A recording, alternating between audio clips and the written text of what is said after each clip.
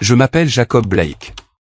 J'ai 30 ans et je vis seul dans une vieille maison à Sacramento, en Californie, où je suis né et j'ai grandi. Ma vie n'a rien de glamour, loin de là. Je travaille comme agent d'assurance, passant mes journées à taper sur un clavier, à calculer des risques pour des contrats dont personne ne se soucie vraiment. Mais si vous me demandez ma famille ou les années passées, je vous raconterai une histoire que je n'aurais jamais imaginé vivre. Tout a commencé par des divergences, par les petites fissures dans une famille que je pensais autrefois être le refuge le plus sûr. Je suis l'aîné de ma famille de classe moyenne. Mes parents sont Martin Blake et Janet Blake. Mon père, un homme grand avec une voix tonitruante, a toujours été fier de ses relations sociales. Il aimait porter des costumes coûteux, bien que je me demandais parfois s'il pouvait réellement se les permettre. Ma mère, Janet, aimait les fêtes somptueuses, les sacs à main de créateurs et les séances photos pour les posters sur les réseaux sociaux, montrant sa vie parfaite à ses amis. Puis il y a mon jeune frère Luc, 5 ans plus jeune que moi, qui semble avoir hérité de tout le panache de nos parents. Il arrivait toujours avec de nouvelles voitures, les derniers smartphones, et un sourire confiant comme si le monde entier était à sa portée. Et moi, je suis différent d'eux. J'ai toujours préféré la simplicité. Un vieux t-shirt, une paire de chaussures usées, et une tasse de café noir le matin me suffisent à me contenter. Je ne comprends pas pourquoi quelqu'un dépenserait des centaines de dollars pour un repas juste pour prendre des photos ou acheter une voiture chère quand l'ancienne fonctionne toujours très bien. Peut-être est-ce pour cela qu'aux yeux de ma famille, j'ai toujours été le mouton noir. Ils ne l'ont jamais dit ouvertement, mais leur regard, leurs remarques à demi plaisantes, et la façon dont ils me traitaient en disaient long. Je me souviens encore vivement de nos réunions de famille dans le salon spacieux de notre vieille maison. C'étaient des occasions comme les anniversaires, Thanksgiving, ou simplement des soirées du week-end aléatoires quand mes parents voulaient se montrer aux voisins. La table à manger était chargée de plats délicieux, les verres à vin étincelaient, et les rires remplissaient l'air. Mais même si j'étais là, je me sentais toujours comme si je n'appartenais pas. Mon père parlait des grandes affaires qu'il était sur le point de conclure, bien que je savais que la plupart de cela était de l'exagération. Ma mère se vantait de son nouveau collier ou de ses prochaines vacances.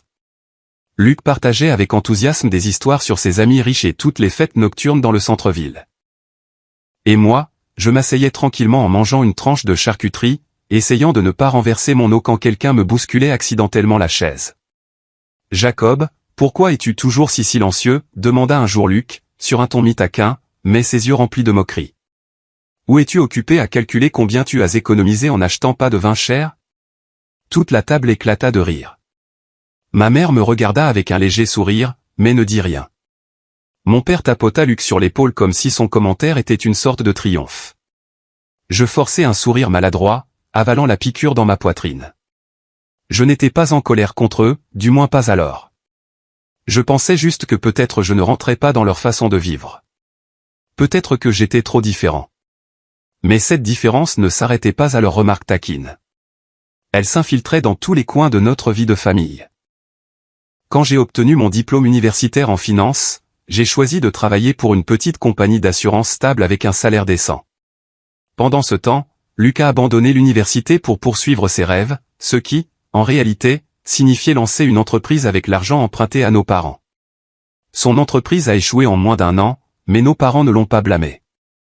Au lieu de cela, ils m'ont regardé, soupiré, et dit « Jacob, si seulement tu étais aussi motivé que ton frère. » Motivé ? Je ne comprenais pas.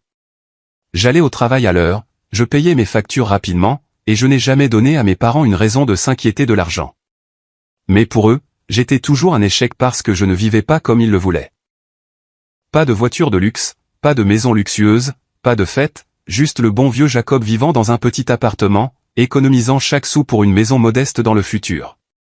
La vieille maison familiale où je vis maintenant contient tous mes souvenirs. Elle n'est ni grande ni moderne, mais elle est chaleureuse. Les murs en bois ont pâli avec le temps. Le plancher craque à chaque pas, et le petit jardin est envahi par les mauvaises herbes parce que je n'ai pas le temps de m'en occuper. Mais j'adore cet endroit. C'est là que j'ai grandi.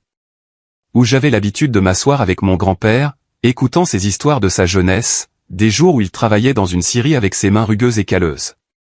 Il était le seul de la famille à ne jamais me considérer comme un étranger. « Jacob, disait-il d'une voix chaude et ferme, tu n'as pas besoin d'être comme les autres. Vis selon ta vérité. C'est ce qui compte. » L'éclat n'est qu'une coquille, mais l'intégrité est le noyau. Je me souviens encore de ces jours où j'étais assis avec mon grand-père sur le vieux banc en bois du porche. L'odeur de pain du jardin se mélangeait à l'arôme du café qu'il préparait chaque matin. Il ne buvait jamais de café cher, juste le café bon marché du supermarché. Mais il disait toujours, « Jacob, ce qui est réel, c'est ce qui a bon goût. » Mon grand-père, William Blake, était l'homme le plus simple que j'ai jamais connu. Il n'avait pas de costume voyant comme mon père, d'histoire vantarde comme ma mère, ou la confiance arrogante de Luc. Mais il avait quelque chose que j'ai toujours désiré, la tranquillité d'esprit. Mon grand-père était le seul de la famille à vraiment me comprendre. Pendant que mes parents et Luc se moquaient de moi pour ma frugalité, mes vieux t-shirts, ou mon absence de leur fête somptueuse, mon grand-père me regardait toujours avec des yeux chaleureux. « Jacob, disait-il, me tapotant doucement l'épaule. Tu n'as pas besoin de courir après les autres. Vis selon ta vérité, et tout tombera en place. » Je ne comprenais pas tout à fait ce qu'il voulait dire, mais chaque fois qu'il le disait, je ressentais un regain de force, comme s'il partageait un secret que je n'étais pas encore prêt à comprendre. Il me racontait souvent des histoires de sa jeunesse où il travaillait dans une scierie, construisant des choses de ses mains rugueuses. « L'argent ne fait pas l'homme, Jacob, disait-il d'une voix basse et régulière. Mais il peut détruire ceux qui ne connaissent pas sa valeur. » Je ne comprenais pas tout à fait ses paroles, mais je hochais la tête avec soin, stockant chacune dans ma mémoire. Une fois, il me regarda, ses yeux brillant étrangement, et dit, « Un jour, tu auras quelque chose à toi. N'aie pas peur d'être laissé pour compte. Tu es plus fort que tu ne le penses. » Je souris, pensant qu'il m'encourageait simplement. Comment aurais-je pu savoir que ces mots n'étaient pas seulement du réconfort? C'était une promesse. Il est décédé il y a 5 ans un après-midi d'automne. Je me souviens encore de ce jour avec une clarté saisissante. Le ciel était gris avec une légère bruine tombant sur les avant-toits de la vieille maison. Je me suis assis à son chevet, lui tenant la main frêle, essayant de retenir mes larmes alors qu'il murmurait, « Jacob, accroche-toi à qui tu es. Ne laisse personne te l'enlever. » Ce furent ses derniers mots pour moi. Puis il est parti, laissant un vide en moi que même maintenant je n'ai pas pu combler. Après sa mort, tout dans ma famille a changé.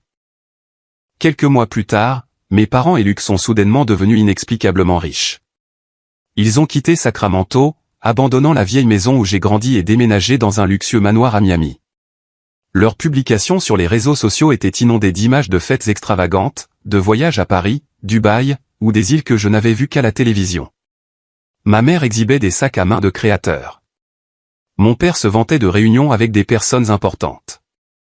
Luc est apparu avec une voiture de sport rouge flashy, son sourire confiant suggérant qu'il avait touché le gros lot. Je n'ai jamais été invité à Miami.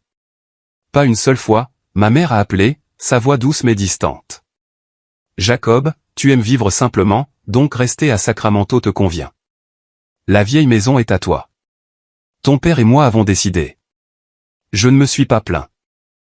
La vieille maison était l'endroit où je me sentais en sécurité, où mes souvenirs de mon grand-père vivaient. J'étais reconnaissant de ne pas avoir à m'inquiéter du loyer chaque mois. Mais au fond, je ne pouvais m'empêcher de me demander. Pourquoi sont-ils devenus riches si rapidement? Mon père appelait cela la chance des affaires, mais il ne partageait jamais les détails. Quand j'ai demandé à Luc, il a ri bruyamment et a dit, « Tu n'as pas besoin de savoir, Jacob. Continue ta vie ennuyeuse. » Je n'étais pas jaloux de leur richesse. Honnêtement, j'étais juste triste qu'ils semblent m'avoir oublié. Les appels sont devenus moins fréquents. Les messages restaient sans réponse. J'ai continué ma vie, allant travailler chaque jour, mangeant des repas simples dans la vieille cuisine et m'asseyant près de la fenêtre, regardant le jardin envahi par les mauvaises herbes. Mais chaque fois que je voyais leurs photos sur les réseaux sociaux, ces sourires radieux, ces fêtes glamour, je ressentais une douleur sourde. Ils étaient ma famille, mais je n'en faisais plus partie. J'ai commencé à me demander où venait l'argent.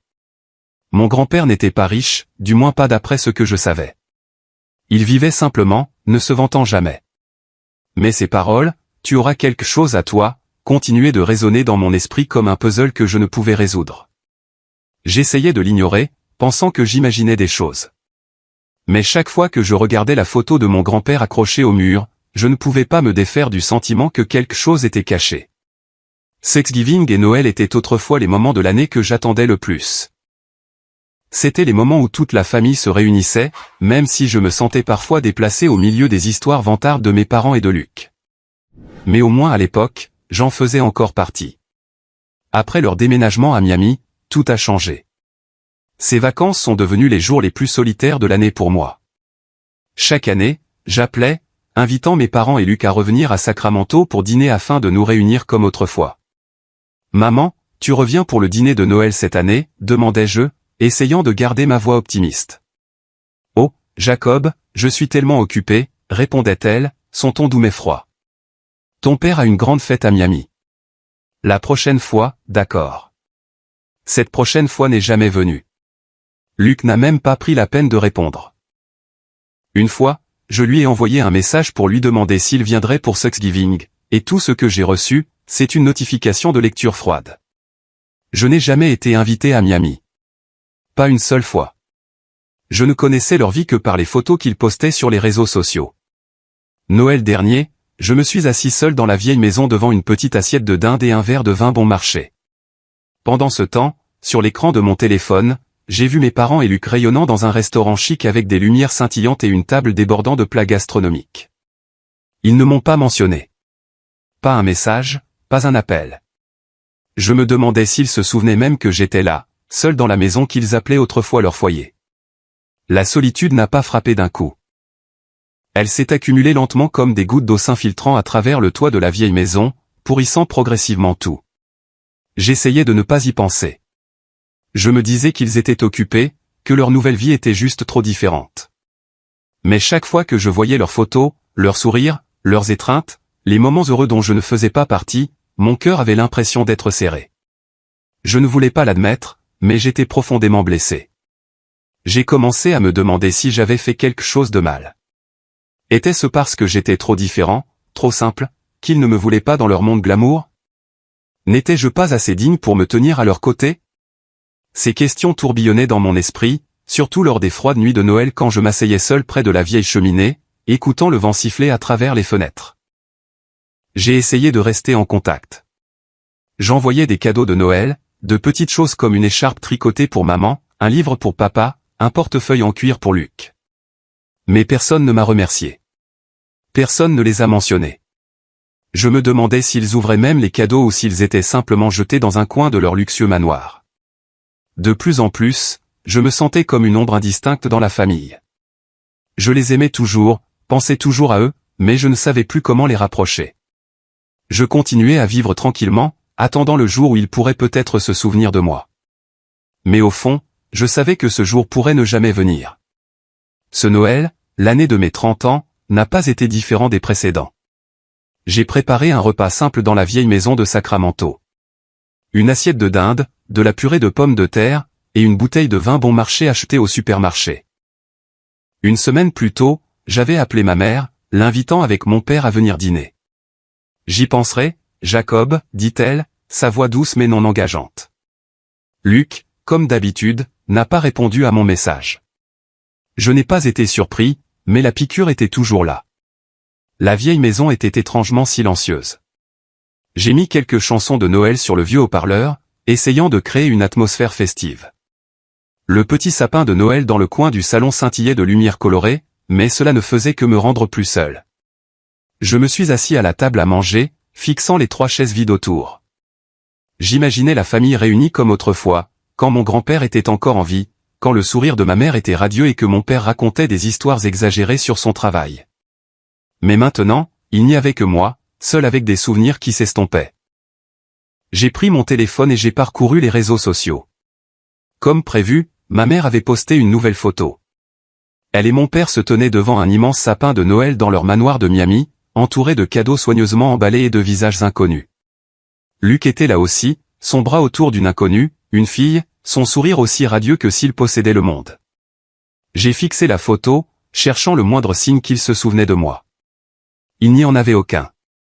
Pas de légende, pas de message. J'ai éteint mon téléphone, une boule amère montant dans ma gorge. Je me suis levé et je suis sorti sur le porche où mon grand-père et moi avions l'habitude de nous asseoir pendant des heures. Le vent glacial de décembre soufflait, me faisant frissonner. J'ai levé les yeux vers le ciel étoilé, essayant de me rappeler sa voix. Tu auras quelque chose à toi, avait-il dit. Ces mots résonnaient dans mon esprit maintenant, un rappel que je n'étais pas entièrement seul. Mon grand-père avait toujours cru en moi, même quand je ne croyais pas en moi-même. Juste à ce moment-là, la sonnette a retenti.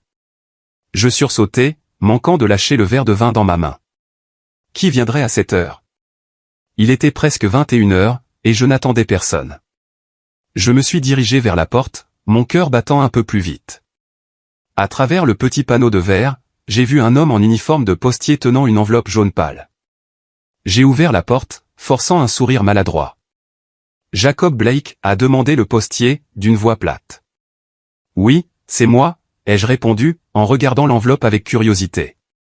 Ceci est pour vous. Veuillez signer ici. Il m'a tendu un stylo et un formulaire. J'ai signé rapidement, pris l'enveloppe et les remercié avant qu'il ne se retourne et ne disparaisse dans la nuit froide. J'ai fermé la porte, restant immobile dans le couloir, l'enveloppe à la main. Elle n'était pas lourde, mais quelque chose en elle semblait important. Sur l'enveloppe, l'écriture familière fit battre mon cœur plus vite. C'était celle de mon grand-père. Je l'ai reconnue immédiatement. L'écriture inclinée, légèrement tremblante mais soignée écrite sur le devant était destinée à Jacob Blake, à ouvrir le Noël de votre 30e année. Mon souffle s'accéléra. Mon grand-père était décédé il y a 5 ans. Comment pouvait-il y avoir une lettre de lui livrée aujourd'hui, de tous les jours? Je me suis assis sur le canapé, mes mains tremblant alors que j'ouvrais l'enveloppe. À l'intérieur se trouvait une seule feuille de papier pliée en deux. Et alors que je la dépliais, la voix de mon grand-père sembla résonner dans mes oreilles. Cher Jacob, commença la lettre. Si tu lis ceci, cela signifie que tu as 30 ans, et j'espère que tu es toujours le même homme honnête dont j'ai toujours été fier.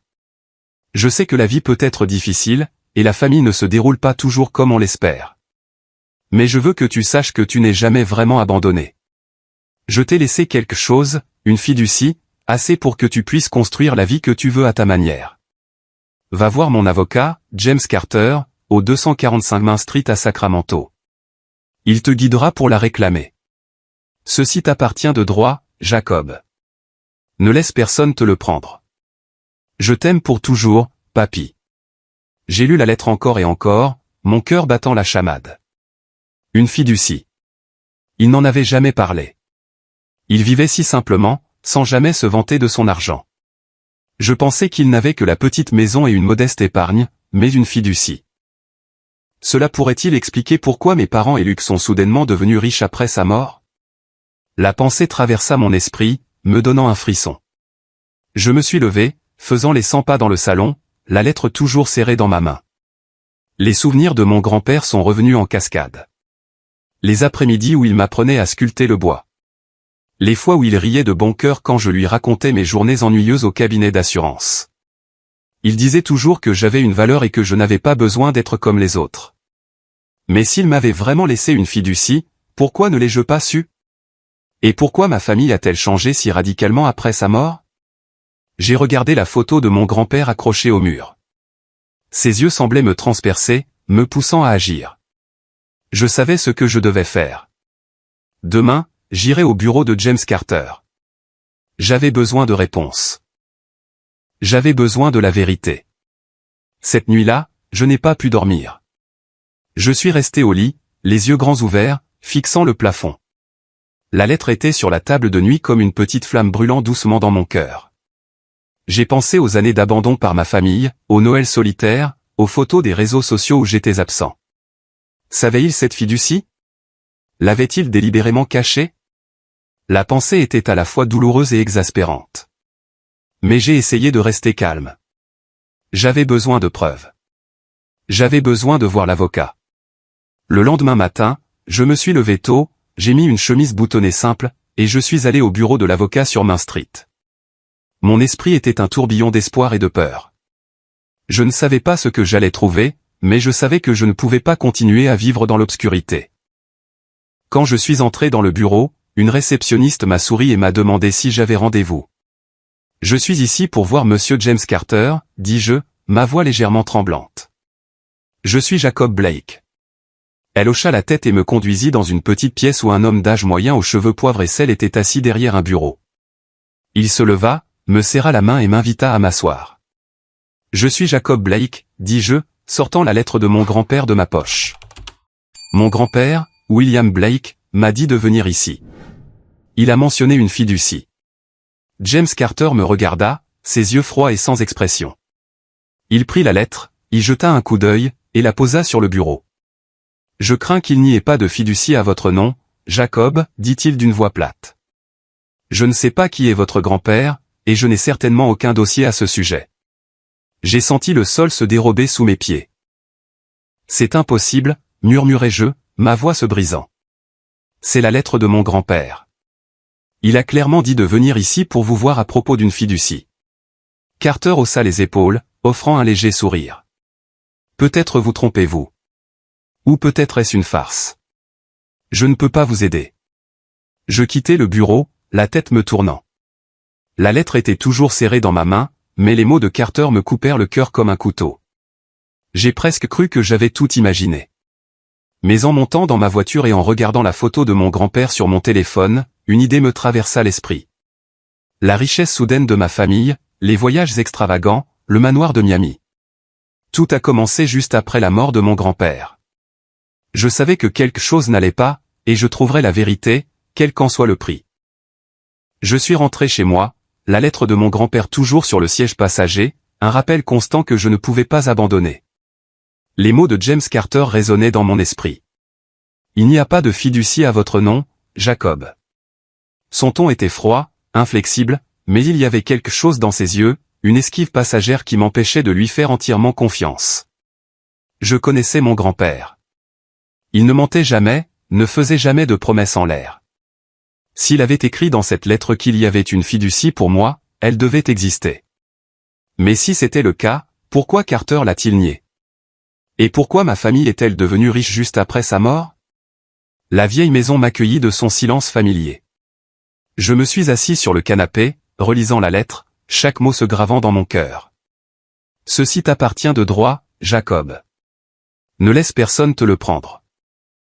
J'ai regardé la photo de mon grand-père sur le mur, ses yeux semblant me suivre, m'incitant à continuer. Je ne pouvais pas m'arrêter là. J'avais besoin de réponses, aussi douloureuses soient-elles. Mais je ne savais pas par où commencer. Je n'étais qu'un simple agent d'assurance, peu habitué à enquêter ou à confronter des gens comme James Carter. Je me sentais petit, impuissant, comme si j'étais devant un mur insurmontable. Mais ensuite, je me suis souvenu de mon grand-père, l'homme qui m'a appris que l'intégrité compte plus que tout. S'il croyait en moi assez pour me laisser un héritage, je devais aussi croire en moi. J'ai pris mon téléphone et j'ai cherché James Carter. Son cabinet d'avocat avait l'air professionnel en surface, avec un site web élégant présentant des photos de lui dans un costume coûteux, debout devant une étagère remplie de dossiers. Mais cela ne me rassurait pas. Si mon grand-père avait choisi Carter pour gérer la fiducie, pourquoi prétendait-il ne pas le connaître? Cachait-il quelque chose? La pensée me faisait battre le cœur. J'avais besoin de creuser plus profondément, mais je ne pouvais pas me fier uniquement à mon instinct. J'ai décidé de commencer par ce qui était le plus proche, ma famille. Leur richesse soudaine me hantait. Je ne voulais pas croire qu'ils pouvaient être impliqués, mais je ne pouvais pas ignorer cette pensée. J'ai ouvert mon ordinateur portable et j'ai parcouru leurs réseaux sociaux. Voyages extravagants, le manoir de Miami, possession coûteuse. J'ai cherché un indice, n'importe quoi qui pourrait expliquer leur transformation rapide. Mais au-delà des photos glamour, je n'ai rien trouvé d'autre qu'un sentiment de vide. Je me suis assis tranquillement, regardant dans le jardin envahi par les mauvaises herbes par la fenêtre. Puis une idée m'est venue. Si la fiducie existait, il devait y avoir des registres, un compte bancaire, un contrat, une sorte de trace. Je n'étais pas un expert en finance, mais mon travail à la compagnie d'assurance m'avait appris à lire les chiffres et à repérer les irrégularités. J'ai décidé de commencer par là. Le lendemain, j'ai posé un jour de maladie au travail et je suis allé à la banque où mon grand-père faisait affaire, une petite succursale à Sacramento qu'il fréquentait. Je n'étais pas sûr de ce que j'allais trouver, mais j'ai apporté sa lettre, espérant qu'elle ouvrirait une porte. La banque était presque vide, avec seulement une caissière d'âge moyen derrière le comptoir. Je me suis approché, essayant de garder ma voix stable. « Salut », dis-je, offrant un sourire maladroit. J'aimerais poser des questions sur le compte de mon grand-père, William Blake. Il est décédé il y a 5 ans, mais je pense qu'il a peut-être laissé quelque chose. Une fiducie, peut-être. La caissière, Sarah, d'après son badge, me regarda avec curiosité. Avez-vous des documents concernant votre grand-père? Un certificat de décès ou des registres? Je lui ai tendu la lettre. C'est tout ce que j'ai. Il m'a dit d'aller voir un avocat, mais l'avocat a dit qu'il n'y avait pas de fiducie. Je veux juste vérifier si c'est vrai. Sarah a lu la lettre, son front se plissant. Je ne suis pas sûr de pouvoir vous aider beaucoup, Jacob. Les vieux dossiers sont généralement archivés, et j'aurais besoin d'une autorisation légale. Avez-vous une procuration? J'ai secoué la tête, la déception montant. Non, juste cette lettre. Mais je sais que mon grand-père ne mentait pas. Si vous pouviez vérifier un peu, je vous en serais très reconnaissant. Sarah soupira, mais son expression s'adoucit. D'accord, je vais regarder dans le système, mais je ne peux rien promettre. Attendez ici. Je me suis assis dans la salle d'attente, les mains serrées. Chaque minute semblait une heure. J'imaginais tous les scénarios où Sarah reviendrait et dirait qu'il n'y avait rien, que je courais après un rêve, que je devrais accepter que ma famille m'avait vraiment abandonné. Mais ensuite Sarah est revenue, tenant un mince dossier. Ce n'est pas détaillé, dit-elle prudemment. Mais j'ai trouvé une ancienne transaction liée à William Blake. Il y avait une fiducie créée en 2017 à votre nom, Jacob Blake. Mais elle s'interrompit, me regardant comme si elle pesait si elle devait continuer. Mais quoi? Demandai-je, mon cœur battant la chamade. Le fonds a été complètement retiré peu de temps après la mort de votre grand-père. L'argent a été transféré à un autre compte sous le nom de Martin Blake. Mon père. Mon sang se glaça. Combien? Murmurai-je. Sarah secoua la tête. Je n'ai pas de chiffre exact, mais c'était substantiel. Très substantiel. Il faudrait voir un avocat pour régler ça car je ne peux pas accéder à plus. Je quittai la banque, mon esprit en ébullition. Mon père, Luc, le manoir de Miami, les voyages somptueux. Les pièces du puzzle s'assemblaient, mais l'image était déchirante. Je ne voulais pas croire que ma famille pouvait faire ça. Voler ce qui m'appartenait, ce que mon grand-père avait passé sa vie à préserver pour moi. Mais la preuve était juste devant moi. J'ai résolu de creuser plus profondément. J'ai contacté un banquier à la retraite, Henri, qui avait travaillé avec mon grand-père. Après quelques appels et une rencontre dans un café, Henri confirma ce que Sarah avait dit. Je me souviens de cette fiducie, dit-il, sa voix lourde de regret. William était méticuleux. Il voulait s'assurer que c'était uniquement pour toi. Mais après son décès, quelqu'un est venu avec une procuration prétendant te représenter. Je ne m'en suis pas occupé directement, mais j'ai entendu que l'argent avait été transféré. Je pense qu'un avocat était impliqué. Carter, n'est-ce pas? James Carter. Son nom est réapparu comme une ombre obsédante. La colère monta en moi, mais je la supprimai. J'avais besoin de plus de preuves. J'ai engagé un détective privé, une vieille connaissance de la compagnie d'assurance, pour creuser plus profondément. 2 semaines plus tard, un rapport bref mais dévastateur. La fiducie valant 3 millions de dollars mise en place pour moi avait été vidée 3 mois seulement après la mort de mon grand-père.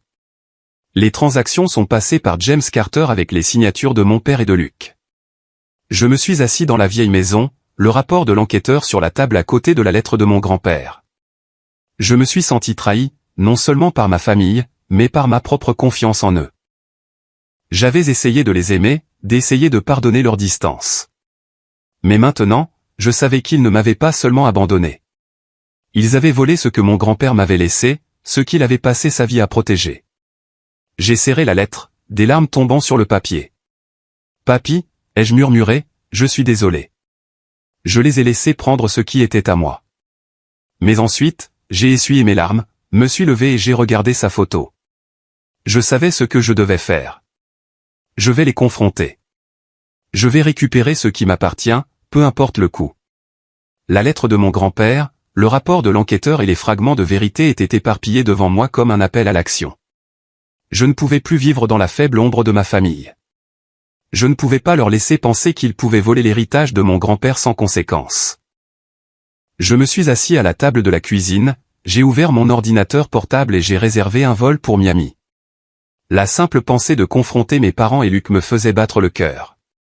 Je n'ai jamais été du genre à me disputer. J'ai toujours choisi le silence, le compromis pour maintenir la paix. Mais cette fois, c'était différent. Il ne s'agissait pas seulement d'argent, 3 millions de dollars, ou de toute autre somme. Il s'agissait de confiance, de ce que mon grand-père avait passé sa vie à protéger pour moi. D'une trahison dont je n'aurais jamais cru ma famille capable. Je me suis préparé avec soin. J'ai imprimé le rapport de l'enquêteur, copié les transactions bancaires, et glissé la lettre de mon grand-père dans une nouvelle enveloppe comme si c'était un talisman. Je ne savais pas comment cette confrontation allait se dérouler, mais je savais que je ne pouvais pas reculer. J'ai fait mes valises, jeté un dernier coup d'œil à la vieille maison, et murmuré à la photo de mon grand-père, « Je ferai ce qu'il faut pour toi ». Le vol pour Miami fut long et étouffant. Je me suis assis à la fenêtre, regardant les nuages passer. Mon esprit était un enchevêtrement de pensées. J'imaginais tous les scénarios. Mes parents s'excusant, Luc honteux, ou tous niant tout.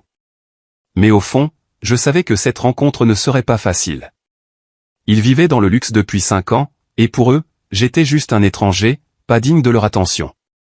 Quand l'avion a atterri, le soleil aveuglant de Miami m'a frappé le visage.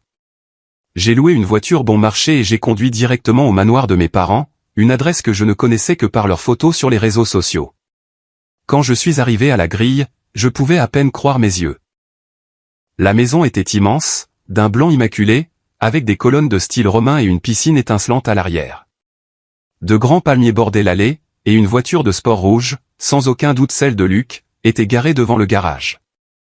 Ce n'était pas la maison de la famille que je connaissais. Ceux qui vivaient autrefois dans la vieille maison craquante de Sacramento. C'était un monde différent, un monde auquel je n'appartenais pas. J'ai pris une profonde inspiration, serrant le dossier de documents et j'ai appuyé sur la sonnette. Une femme de chambre a ouvert la grille, me regardant avec curiosité. « Je suis Jacob Blake », dis-je, essayant de garder ma voix stable. « Je suis ici pour voir mes parents, Martin et Janet Blake. » Elle m'a conduit à l'intérieur. Le salon était vaste avec des plafonds vertigineux et des peintures abstraites sur les murs. Une légère odeur de parfum cher flottait dans l'air. J'ai entendu des rires venant de l'arrière, près de la piscine. La femme de chambre m'a demandé d'attendre et est allée chercher mes parents. Je suis resté là, me sentant comme un étranger dans la maison de ma propre famille. Ma mère est apparue en premier, portant une robe de soie blanche, ses cheveux relevés, son sourire aussi radieux que sur ses photos. Mais quand elle m'a vu, ce sourire a vacillé. « Jacob, dit-elle, sa voix teintée de surprise. Qu'est-ce que tu fais ici? Pourquoi n'as-tu pas appelé? Je dois parler, répondis-je, en gardant mon ton égal. À toi, papa, et Luc, c'est important. Mon père est entré, dégageant toujours cette aura polie dans un costume gris. Luc a suivi, portant un t-shirt de designer, me regardant avec colère comme si j'avais ruiné sa fête. Qu'est-ce qui est si urgent, mon pote? Demanda Luc, son ton mi-moqueur, mi-taquin. Je n'ai pas répondu tout de suite. Je les ai conduits dans le salon et j'ai posé le dossier sur la table en verre devant nous. Je sais pour la fiducie, dis-je, regardant droit dans les yeux de mon père. Celle que papy m'a laissée. 3 millions de dollars, et je sais qu'elle a été vidée et transférée sur des comptes sous vos noms et celui de Luc. Silence. Un silence lourd et suffocant. Ma mère jeta un coup d'œil à mon père, puis à Luc, une lueur de panique dans ses yeux. Mon père éclata de rire, mais son excitation ne pouvait cacher sa tension. « De quoi parles-tu, Jacob? Une fiducie? Tu imagines des choses ?» J'ai sorti la lettre de mon grand-père et je l'ai posée sur la table. Papy l'a écrite avant de mourir. Il a clairement dit qu'il y avait une fiducie pour moi et que je devrais voir James Carter pour la réclamer. Mais Carter a dit qu'il n'y avait rien de tel. Puis j'ai trouvé des preuves.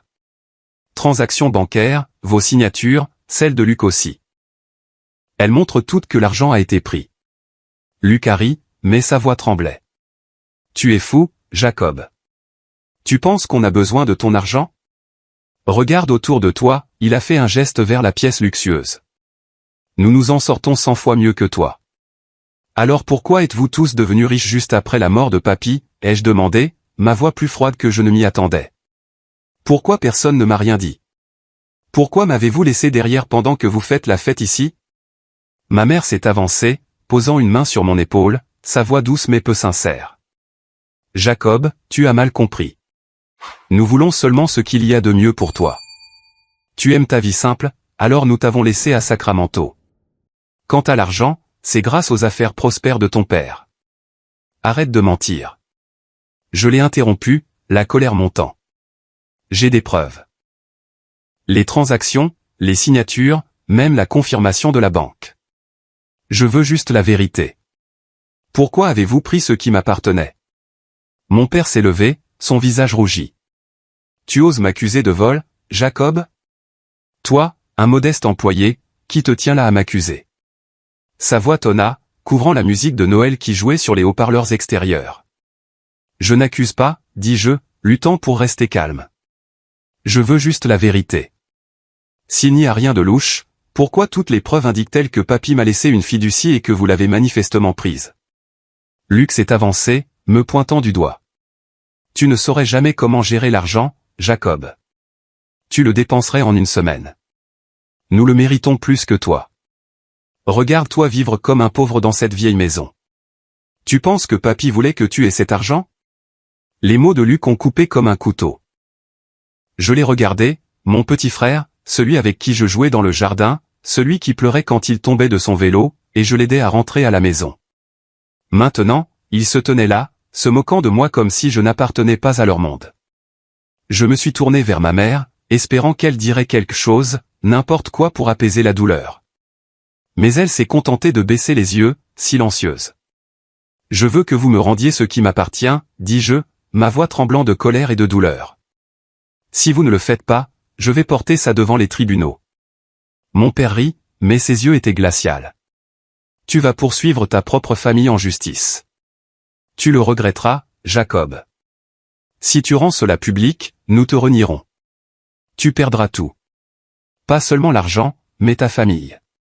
Je les ai regardés. Mon père, ma mère, Luc, les 3 personnes que j'avais autrefois aimées plus que quiconque. Mais maintenant, je ne voyais que des étrangers. J'ai perdu ma famille il y a longtemps, dis-je, ma voix basse. Mon pied ferme. Vous m'avez abandonné quand papy est mort. Je n'ai pas peur de perdre plus. Je me suis retourné et je suis sorti du manoir, sans regarder en arrière. Mon père a crié quelque chose derrière moi, mais je ne l'ai pas entendu clairement. Je suis monté dans la voiture et je suis parti sous le soleil aveuglant de Miami. Me sentant comme si un poids avait été levé, mais mon cœur était brisé. Je savais que je m'engageais sur un chemin sans retour. J'allais porter plainte, même si cela signifiait couper complètement les ponts avec ma famille. Alors que l'avion décollait pour retourner à Sacramento, j'ai regardé par la fenêtre, observant les nuages disparaître au loin. J'ai pensé à mon grand-père, à sa lettre, et à sa promesse que j'aurais quelque chose à moi. Je vais le faire, papy, ai-je murmuré. Je vais reprendre ce que tu m'as laissé. Ces mots brûlaient comme une petite flamme dans mon cœur, me gardant stable malgré la douleur persistante de la confrontation avec ma famille. Je me suis préparé à une bataille, non seulement pour récupérer l'héritage de mon grand-père, mais pour prouver que je n'étais pas le raté qu'il pensait que j'étais. De retour dans la vieille maison de Sacramento, j'ai eu l'impression d'entrer dans un autre monde. Pas de lumière scintillante, pas de piscine, pas de peinture coûteuse. Juste des murs en bois patiné, des planchers grinçants, et la photo de mon grand-père sur le mur. Un compagnon silencieux. Je me suis assis à la table de la cuisine, j'ai ouvert mon ordinateur portable et j'ai commencé à chercher un nouvel avocat. Je ne pouvais pas faire confiance à James Carter, qui avait nié l'existence de la fiducie. J'avais besoin de quelqu'un d'honnête, d'expérimenté et d'assez audacieux pour s'en prendre à ma famille. Des gens qui avaient maintenant l'argent pour engager les avocats les plus chers. Après des heures de recherche et d'appels téléphoniques, je suis entré en contact avec Nicole Appleton, une avocate spécialisée dans les litiges de fiducie. Son petit bureau au centre-ville de Sacramento n'était pas aussi chic que celui de Carter, mais quand j'ai appelé, sa voix dégageait confiance et sincérité. J'ai brièvement partagé mon histoire, et elle a accepté de me rencontrer le lendemain. Apportez tous les documents que vous avez, dit-elle. Si ce que vous dites est vrai, nous avons un très bon dossier. Je suis arrivé au bureau de Nicole le lendemain matin, apportant la lettre de mon grand-père, le rapport de l'enquêteur et les transactions bancaires. Son bureau était petit mais propre, avec des étagères remplies de dossiers et un diplôme de droit encadré sur le mur. Nicole, une femme dans la trentaine avec des cheveux noirs soigneusement attachés, m'a accueilli avec un doux sourire. « Asseyez-vous, Jacob, dit-elle, désignant la chaise en face de son bureau. Racontez-moi tout depuis le début. » J'ai tout raconté, de la lettre de mon grand-père, ma rencontre avec James Carter, la découverte de la fiducie jusqu'à la confrontation avec ma famille à Miami. J'ai essayé de garder ma voix stable, mais chaque fois que je mentionnais la trahison de mes parents et de Luc, ma gorge se serrait. Nicole a écouté attentivement, prenant des notes méticuleuses et hochant la tête de temps en temps. Quand je lui ai montré la lettre de mon grand-père, elle a lu chaque ligne, son front se plissant. « C'est une preuve solide, a-t-elle dit, en posant la lettre. Mais nous aurons besoin de plus. Les transactions bancaires montrent que l'argent a été déplacé, mais pour gagner le procès, nous devons prouver que votre père, votre frère et James Carter ont intentionnellement violé leurs obligations fiduciaires. Êtes-vous prêt pour un long combat, Jacob ? » J'ai hoché la tête, bien qu'une lueur d'inquiétude subsistât en moi. Je n'ai pas beaucoup d'argent pour payer un avocat, ai-je admis. Mais je ne peux pas les laisser prendre ce qui m'appartient. Mon grand-père m'a fait confiance, et je ne veux pas le décevoir. Nicole sourit, ses yeux s'illuminant. Ne vous inquiétez pas des coûts pour l'instant. Si nous gagnons, votre famille devra aussi couvrir les frais de justice. Je crois en ce dossier, Jacob, nous irons jusqu'au bout. Au cours de la semaine suivante, Nicole et moi avons commencé à préparer la poursuite. Elle m'a aidé à déposer une plainte contre mon père, Luc et James Carter, pour fraude et violation d'obligations fiduciaires. Chaque étape du processus faisait battre mon cœur la chamade. Je n'aurais jamais imaginé poursuivre ma propre famille en justice. La pensée de devoir faire face à mes parents et à Luc au tribunal me serrait la poitrine. Mais ensuite, je regardais la photo de mon grand-père et je savais que je n'avais pas d'autre choix. La réponse de ma famille est venue plus vite que je ne m'y attendais. Un soir, alors que je dînais seul dans la vieille cuisine, mon téléphone a vibré. C'était ma mère. J'ai hésité mais j'ai répondu. « Jacob. » Sa voix tremblait, un mélange de colère et de panique. « Qu'est-ce que tu fais ? Poursuivre ta propre famille en justice ? Tu veux ruiner notre réputation ? » J'ai pris une profonde inspiration. « Maman, je veux juste ce que papy m'a laissé. Si toi et papa n'avaient rien fait de mal, pourquoi avez-vous peur ? Tu ne comprends rien, a-t-elle crié. Tu vas le regretter, Jacob. Tu déchires la famille. J'ai eu envie de dire qu'ils avaient déchiré la famille il y a longtemps, qu'ils m'avaient abandonné pendant ces années solitaires. Mais je suis resté silencieux, l'écoutant me réprimander pendant quelques minutes avant qu'elle ne raccroche. Peu de temps après, j'ai reçu un message de Luc. Tu es un tel traître. Attends juste. Tu vas tout perdre. J'ai éteint mon téléphone, me sentant à la fois en colère et creux. Ils ne se sont pas excusés, n'ont montré aucun remords.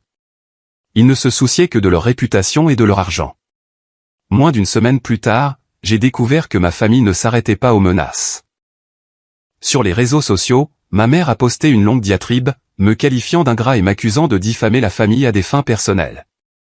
Mon père a appelé des tantes, des oncles et des cousins, racontant une histoire déformée selon laquelle j'essayais de détruire la famille par jalousie de leur succès. Quelques parents m'ont envoyé des messages m'exhortant à abandonner le procès pour protéger la réputation de la famille. Jacob, qu'est-ce que tu fais ? Ma tante Linda a écrit, la famille passe avant tout. Ne laisse pas l'argent nous diviser. Lire ces messages donnait l'impression d'être poignardé encore et encore. Mais je n'ai pas répondu. Je savais que si je reculais maintenant, je vivrais pour toujours dans l'ombre de leur trahison. J'ai appelé Nicole et je lui ai raconté ce qui se passait. Ils essaient de te faire peur, a-t-elle dit. Ne les laisse pas gagner. Nous avons des preuves, et nous nous battrons jusqu'au bout. Nicole a travaillé sans relâche. Elle a contacté la banque, obtenu des relevés de transactions supplémentaires, et trouvé un témoin, un ancien employé de James Carter, qui avait démissionné peu après que la fiducie ait été vidée. Le témoin a accepté de témoigner que Carter connaissait la fiducie et l'avait délibérément cachée. Nicole a également découvert une copie de l'accord de fiducie original signé par mon grand-père, me désignant clairement comme le seul bénéficiaire. Ces documents étaient comme une lumière dans l'obscurité, me donnant l'espoir que justice serait rendue. Mais la bataille n'a pas été facile. Ma famille a engagé une équipe coûteuse d'avocats de Miami qui ont commencé à envoyer des lettres menaçantes me demandant d'abandonner le procès ou de faire face à des conséquences. Ils ont envoyé un email à Nicole m'accusant de fabrication et menaçant d'une contre-poursuite pour diffamation. Chaque jour, je recevais des messages de parents éloignés et de vieux amis de la famille m'accusant tous d'avoir détruit la famille. Je me sentais comme si le monde entier était contre moi. Mais chaque fois que je regardais la lettre de mon grand-père, je trouvais la force de continuer. Nicole est devenue mon encre pendant ces journées. Elle n'était pas seulement mon avocate. Elle était une amie, me rappelant que je faisais la bonne chose. « Tu n'es pas seul, Jacob », a-t-elle dit lors d'une réunion. « Ton grand-père croyait en toi, et moi aussi. Nous allons gagner, mais tu dois rester fort. » J'ai hoché la tête, serrant la lettre. Je savais que ce combat ne concernait pas seulement l'argent. Il s'agissait de protéger l'héritage de mon grand-père, de prouver que je n'étais pas le raté qu'il pensait que j'étais. Je me battrais jusqu'au bout, même si cela me coûtait mon cœur. Quand la première audience du tribunal a été fixée pour août, j'ai eu l'impression d'entrer dans une tempête. Je n'avais jamais comparu dans un tribunal, jamais fait face au regard scrutateur d'un juge, d'un jury, ou, plus redoutable encore, de ma propre famille. Mais chaque fois que j'avais envie d'abandonner, je regardais la lettre de mon grand-père, son écriture inclinée, un rappel que je ne pouvais pas reculer. Le procès a eu lieu dans un tribunal de Sacramento, dans une grande salle aux murs de bois poli et au siège rigide. Je me suis assis à côté de Nicole, les mains serrées pour calmer mes nerfs. En face de nous se trouvait l'équipe juridique de ma famille, 3 hommes en costume coûteux, leur regard perçant et leur sourire confiant. Ma mère portait une robe de soie émeraude, ses cheveux relevés, mais ses yeux évitaient les miens. Mon père était assis bien droit, son visage de pierre, tandis que Luc souriait comme si j'étais une blague pour lui. Nicole a posé une main sur mon épaule et a murmuré « Respire, Jacob. Nous sommes bien préparés. Ils ne peuvent pas annuler la vérité. » J'ai hoché la tête, mais mon cœur battait la chamade alors que le juge, une femme d'âge moyen sévère aux yeux perçants, entrait dans la pièce. Elle a frappé son marteau et le procès a commencé. Les 3 mois suivants furent une bataille acharnée. Ma famille, soutenue par leur équipe juridique coûteuse, n'a ménagé aucun effort pour me discréditer. Ils m'ont traité d'ingrat, de fils jaloux, envieux du succès de sa famille. L'un de leurs avocats, Richard Hay, s'est tenu devant le tribunal et a déclaré que j'avais fabriqué l'histoire de la fiducie à des fins personnelles. Jacob Blake est un homme raté, dit-il, sa voix aussi douce qu'un acteur. Incapable d'accepter le succès de sa famille, il a concocté un conte fantaisiste sur une fiducie pour les détruire. Chaque mot était comme un couteau, mais j'essayais de rester calme. Nicole m'avait prévenu qu'il ferait cela. Ils n'ont aucune preuve pour nous réfuter, dit-elle. Concentre-toi sur la vérité. Et je l'ai fait. J'ai fourni tout ce que nous avions. La lettre de mon grand-père. Le rapport de l'enquêteur, les relevés bancaires. Nicole a présenté chaque élément avec clarté et une précision implacable. Elle a fait appel à notre premier témoin, Henri, le banquier retraité qui avait travaillé avec mon grand-père. Henri, la voix tremblante de vieillesse, a confirmé que mon grand-père avait mis en place une fiducie de 3 millions de dollars pour moi et que l'argent avait été retiré peu de temps après sa mort. Mais l'équipe juridique de mes parents n'a pas reculé facilement. Ils ont interrogé Henri, essayant de le confondre, suggérant qu'il se souvenait mal ou qu'il se trompait. Ils ont même produit des faux documents affirmant que les fonds de la fiducie avaient été légalement transférés à mon père avant la mort de mon grand-père. J'ai regardé mon père, espérant une lueur de remords, mais il est resté assis là, son regard glacial comme si je n'étais pas son fils. Pendant ce temps, les médias locaux ont eu vent de l'affaire. Quelques journaux de Sacramento ont publié des articles sur le différend d'héritage familial d'1 million de dollars avec des titres sensationnalistes comme « Fils poursuit ses parents pour un fonds fiduciaire volé ». Certains articles me dépeignaient comme une figure pitoyable, un fils abandonné par sa famille. D'autres prenaient le parti de ma famille, m'appelant un enfant ingrat essayant de ruiner leur réputation. Chaque fois que je lisais ces histoires, je me sentais déchiré. Je ne voulais pas être le centre de l'attention, mais je savais que je ne pouvais pas m'arrêter. Nicole m'a gardé concentré. « Ne lis pas les journaux », a-t-elle dit. « Ils ne font que chercher des clics. Nous avons la vérité, et c'est ce qui compte. » Elle a travaillé sans relâche à préparer chaque audience avec une méticulosité étonnante. En septembre, elle a présenté notre preuve clé, une copie de l'accord de fiducie original de la banque signée par mon grand-père, me désignant clairement comme le seul bénéficiaire. Elle a également montré des relevés bancaires traçant le transfert de 3 millions de dollars sur les comptes de mon père et de Luc, autorisé par la signature de James Carter. Le témoin le plus crucial était Emily, une ancienne assistante de Carter, qui avait démissionné peu de temps après le retrait de la fiducie. Emily s'est tenue devant le tribunal, sa voix tremblante mais résolue. « J'ai vu Monsieur Carter et Monsieur Martin Blake signer les documents de transfert, dit-elle. J'ai demandé à Monsieur Carter si c'était légal puisque la fiducie était clairement au nom de Jacob Blake. Il m'a dit de me taire en disant que c'était une affaire de famille. » La salle d'audience est tombée dans le silence après le témoignage d'Emily. J'ai regardé mes parents et Luc. Ma mère a baissé la tête, serrant un mouchoir. Mon père regardait droit le juge, mais je voyais ses épaules trembler. Luc, pour la première fois pendant le procès, a perdu son sourire moqueur. Son visage est devenu pâle comme s'il réalisait que tout s'effondrait. Le juge, Margaret Collins, a commencé à interroger vivement ma famille. « Monsieur Martin Blake, a-t-elle dit, sa voix coupante, comment expliquez-vous ces transactions? Si l'argent ne provenait pas de la fiducie, d'où venait-il? Pouvez-vous fournir des preuves de la source légitime des fonds qui ont acheté le manoir, les voitures et les voyages somptueux? » Mon père s'est levé, la voix tremblante, mais essayant toujours de paraître confiant. « Votre honneur, c'est de mon entreprise. J'ai fait des investissements immobiliers réussis. Et avez-vous des preuves pour le prouver? » Le juge Collins a interrompu, son regard le transperçant. Mon père bredouilla, jetant un coup d'œil à son avocat, mais monsieur et secoua seulement légèrement la tête. « Nous le fournirons plus tard, dit mon père, sa voix s'estompant. Le juge s'est tourné vers Luc. « Et toi, Luc Blake? Tu as acheté une voiture de sport d'une valeur de plus de 200 000 $ quelques mois seulement après la mort de ton grand-père. Comment expliques-tu cela? » Luc ouvrit la bouche, mais aucun mot ne sortit. Son visage était cendreux, ses yeux paniqués. Je les ai regardés, mes parents, et mon frère, et j'ai ressenti un mélange de douleur et de soulagement. Ils ne pouvaient pas répondre. Ils ne pouvaient rien prouver.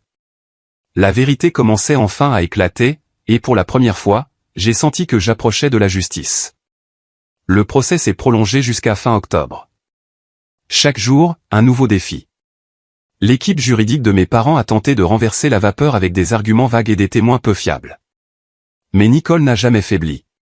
Elle a contré chaque point, présenté chaque preuve, et m'a gardé stable pendant les jours les plus stressants. Certaines nuits, je n'arrivais pas à dormir, allongé au lit, me demandant si je faisais la bonne chose. Mais ensuite, je pensais à mon grand-père, à sa lettre, et je savais que je ne pouvais pas m'arrêter. Lors de l'audience finale, la salle d'audience semblait lourde, comme si une tempête était sur le point d'éclater. Le juge Collins a regardé les deux parties, ses yeux perçants, mais justes. « J'ai examiné toutes les preuves, a-t-elle dit, et je rendrai ma décision le mois prochain. Mais permettez-moi de dire ceci. Cette affaire ne concerne pas seulement l'argent. Il s'agit de confiance, de responsabilité, et de ce que l'on laisse à la génération suivante. J'ai regardé ma famille. Ma mère pleurait, mais elle ne me regardait toujours pas dans les yeux. Mon père était assis immobile, son regard vide. Luc baissa la tête, ses mains agrippant fermement la chaise. Je ne me sentais pas triomphant. Je ressentais seulement une profonde tristesse. Mais je savais que j'avais fait la bonne chose. J'avais protégé l'héritage de mon grand-père, et c'était ce qui comptait le plus. Quand le juge Margaret Collins a annoncé qu'elle rendrait sa décision le mois suivant, je suis sorti de la salle d'audience avec des sentiments mitigés. Nicole m'a tapoté l'épaule, m'assurant que nous avions fait de notre mieux et que nos preuves étaient irréfutables. Mais au fond, la victoire n'était plus ce que j'avais jamais espéré. Je voulais juste la justice. Et surtout, je voulais que mon grand-père sache que je ne l'avais pas déçu. Novembre est arrivé, apportant le froid mordant de l'hiver à Sacramento. La dernière audience a eu lieu par un matin brumeux, le faible soleil filtrant à travers les grandes fenêtres de la salle d'audience. Je me suis assis à côté de Nicole, serrant la lettre de mon grand-père comme un talisman. Ma famille était assise en face de nous, mais ils avaient l'air différents cette fois. Ma mère ne portait plus ses robes de soie coûteuses, juste un simple pull. Mon père était assis les épaules voûtées, les yeux fatigués.